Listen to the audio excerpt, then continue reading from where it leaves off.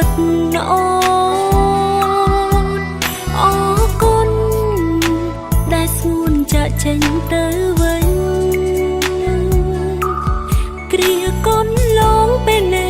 ក្បែរអូនបងថាតូមនិញ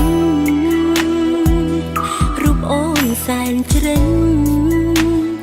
តែងតែខកក្រពេលរស់នៅដូចជាមនុស្សឈួតលីលារងាគ្មានដៃបងអោបដូចមកដាច់ចិត្តម្លេះមានមេហេតុអ្វីបងធ្វើយ៉ាងនឹងដឹងទេប្រលឹង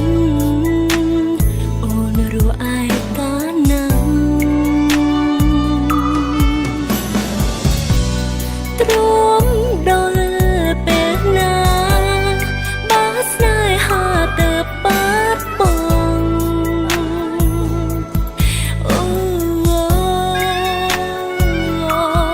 អូខ្លាយជាមនុស្សក៏ថ្លង់រស់បាត់បង់មនុស្សខ្លួនស្រឡាញ់